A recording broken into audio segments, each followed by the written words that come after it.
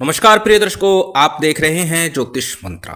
प्रिय दर्शकों, आज श्री हनुमान जी महाराज का एक रक्षा मंत्र जो सब प्रकार से रक्षा करता है, चाहे भूत बाधा हो, प्रेत बाधा हो, चौकी हो, मूठ हो, किया कराया हो, सब प्रकार से ये मंत्र रक्षा करता है। इसके साथ ही घर में हर प्रकार की नेगेटिव एनर्जी को, नकारात्मक ऊर्जा को समाप्त करता है और इसके साथ साथ सांप, बिच्छू, सर्प इत्यादि से भी ये रक्षा करता है।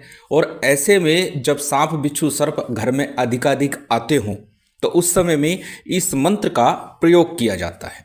दर्शकों, यूं तो पूर्व में भी एक दो रक्षा मंत्र दिए हुए हैं, परंतु आज का मंत्र जितना अधिक सरल है उतना अधिक इसका प्रयोग है और अनेक लोग बार बार रक्षा मंत्र के बारे में पूछ रहे हैं, इसलिए आज एक अति सरलतम रूप में ये रक्षा मंत्र देने जा रहा हूं। और वैसे भी हनुमान जी महाराज सब प्रकार से शत्रु नाशक, भूत प्रेत के नाशक और हर परेशानी और संकट से उभारने वाले हैं, संकट मोचन कहे जाते हैं। तो श्री हनुमान जी महाराज का ये मंत्र निश्चित तौर पर आपकी रक्षा करते हुए, परिवार की रक्षा करते हुए आपको हर संकट, परेशानी से उबार देता है और साथ ही शत्रु द्वारा किए जा रहे हर प्रकार की तंत्र क्रिया, मूठ चौकी का भी निवारण कर देता है। अत्यंत प्रभावशाली और शक्तिशाली यह मंत्र प्रयोग है। तो चलिए अधिक विलंब न करते हुए जान लेते हैं किस प्रकार से इस मंत्र का विधान करना है, किस प्रकार से इस मंत्र का प्रयोग करना है। और हमेशा की तरह सबसे पहले बात कर लेते हैं साधना में प्रयोग होने वाली सामग्री की। प्रिय दर्शकों, जैसा कि बताया कि इस मंत्र का विधान अत्यंत सरल और प्रयोग भी सरल है। तो साधना सामग्री की बात करें तो बहुत अधिक सामग्री नहीं, सामान्य पूजन सामग्री है जिसमें हनुमान जी महाराज के निमित्त प्रयोग की जाने वाली समस्त सामग्री विद्यमान है और इसमें से जितना आप कर सके, जितना ले सके। और ये बात लगभग प्रत्येक साधना सिद्धि के दौरान मैं बताता हूँ, जब भी साबर मंत्रों की साधना बताता हूँ। साबर मंत्रों की साधना में बड़े लंबे चौड़े विधि विधान की आवश्यकता नहीं होती। मंत्र को याद कर लेने मात्र से भी उसका प्रयोग किया जा सकता है, परंतु प्रत्येक मंत्र में ऐसा नहीं होता।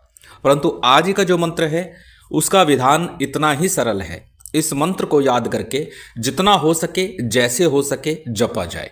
नित्य प्रति जब आप इसका जप करते हैं तो हर प्रकार से घर परिवार की सुरक्षा होती है।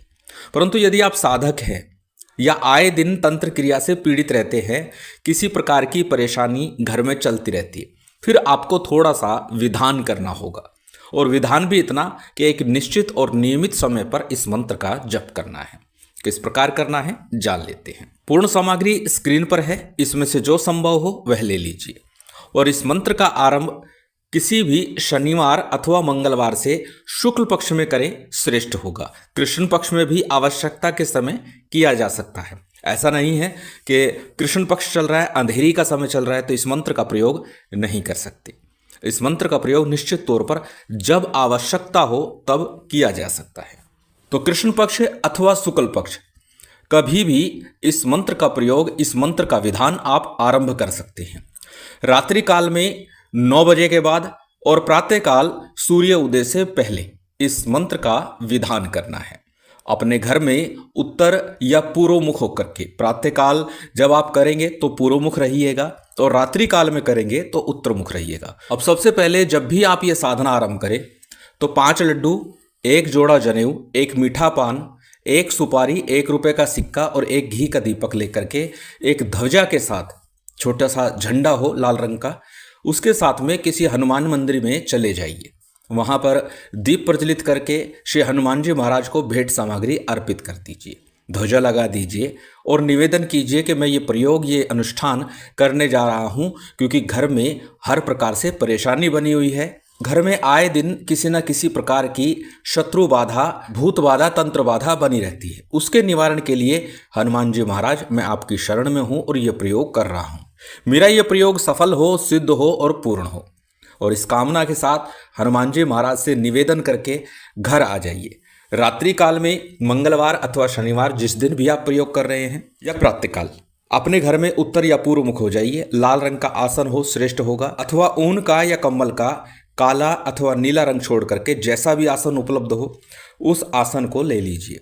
रुद्राक्ष की माला का प्रयोग कर सकते हैं, मूंगे की माला का प्रयोग कर सकते हैं। जो भी माला आपके पास हो, प्राण प्रतिष्ठित हो, उसे ले लीजिए, या फिर लाल रंग के हकीक की माला का प्रयोग भी इस मंत्र जाप के लिए किया जा सकता है। अब सबसे पहले हमेशा की तरह शुद्धि आचमन कीजिएगा और शुद्धि आचमन करने के पश्चात में तिल तेल का दीपक प्रज्वलित कर लीजिए। प्रिय दर्शकों, इस साधना में गाय के देसी घी का प्रयोग करना श्रेष्ठ होता है, परंतु बार बार ये बात बताता हूँ, यदि आपका सामर्थ्य नहीं है कि आप प्रतिदिन गाय के देसी घी का प्रबंध कर सके या इतना खर्च कर सके, तो तिल तेल का प्रयोग बड़ी सरलता से और बिल्कुल हृदय से आप कर सकते हैं। दीपक प्रज्वलित करने के बाद में पुनः संकल्प लेना है। जैसे हमेशा बताता हूँ, अपना नाम, अपना गोत्र, उस दिन का तिथिवार नक्षत्र बोलिए, दाहिने हाथ में अक्षत पुष्प जल इत्यादि लेकर के, और साथ ही अपना मनोरथ बोलिए। तो इसमें निश्चित है कि हर प्रकार की सुरक्षा और रक्षा हेतु और हर प्रकार के तंत्र के निवारण हेतु आप ये प्रयोग, ये साधना, ये अनुष्ठान कर रहे हैं। इतना बोल करके संकल्प का जल, अक्षत पुष्प जो दाहिने हाथ में आपने लिया हुआ था, वह किसी थाली प्लेट में या फिर गणेश जी के विग्रह के सम्मुख अर्पित कर दीजिए। इसके बाद में सबसे पहले गणेश जी का, गुरु का, कुलदेव, पितृदेव, स्थान देव, इन पंचदेवों का आपको सामान्य पंचोपचार रीति से पूजन संपन्न करना है। सामान्य रीति से करना है, बहुत बड़े विधि विधान की आवश्यकता नहीं है। केवल गुरु गणेश का वंदन करके भी आप इस मंत्र का जप कर सकते हैं। जैसे कि आरंभ में ही बताया, मात्र इस मंत्र को कंठस्थ करने मात्र से यह मंत्र जागृत हो जाता है, परंतु जैसे बताया समस्या लगातार चल रही है, बड़ी चल रही है, तब यह प्रयोग करना है। अब जब आप पंचदेवों का पूजन संपन्न कर लें, उसके बाद में भगवान श्री सीताराम जी का पूजन कीजिए, हनुमान जी महाराज का पूजन कीजिए, थोड़ा सा शंकर भगवान और भैरव जी का पूजन भी संपन्न कर लीजिए। इतना सा ये सामान्य सा पूजन आपने करना है। और पहले भी बता चुका हूँ, यदि पूजन का विधान नहीं भी आता, मात्र अक्षत लीजिए, उस देवता के नाम का स्मरण कीजिए, और जो थाली प्लेट इत्यादि आपने कुछ रखा हुआ है उसमें छोड़ते चलिए। जैसे पहले भी बताया, ओम गणेशाय नमः, इस प्रकार बोलिए और थोड़े से अक्षत छोड़ दीजिए। गणेश जी का ध्यान हो गया, गणेश जी का आह्वान हो गया। इतना ही पर्याप्त होगा साबर मंत्रों की साधना में। जब आप सभी का पूजन संपन्न कर लें, उसके बाद में एक माला आपको गणेश मंत्र की करनी है और एक ही माला गुरु मंत्र की करनी है। गणेश मंत्र के रूप में ओम गं गणपते नमः, सरल सा ये मंत्र है, इसका जप कर सकते हैं।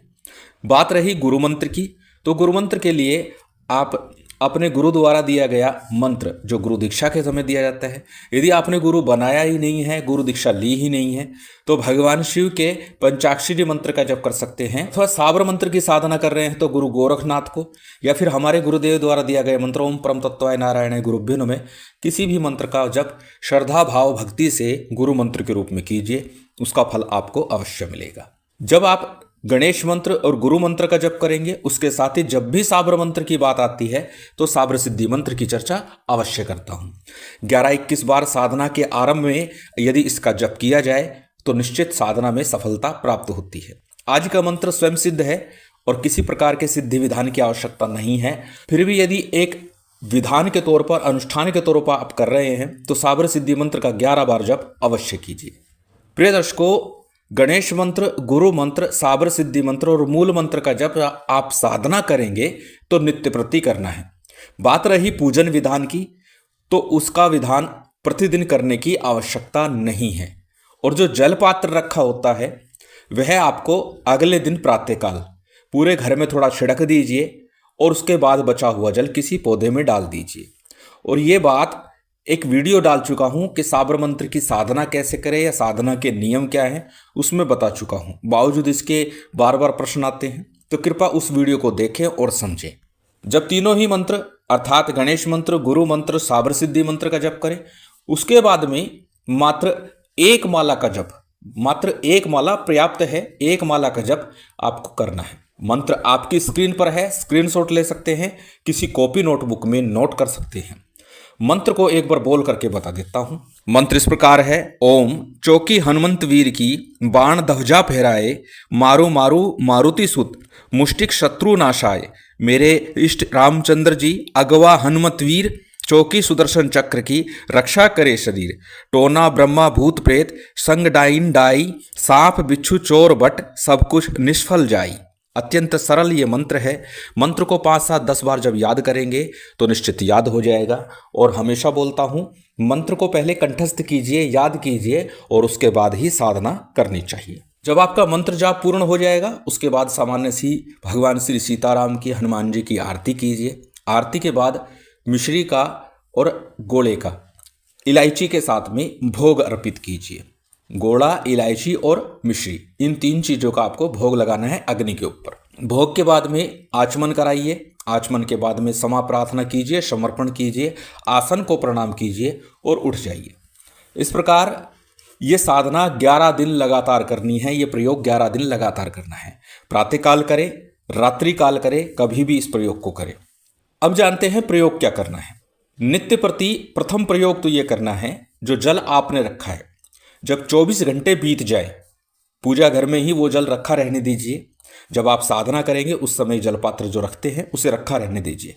अगले दिन जब साधना करने बैठेंगे तो उस जल को पहले पूरे घर में छिड़क दीजिए। बचा हुआ जल मुख्य द्वार के दोनों ओर या फिर किसी पौधे में डाल दीजिए।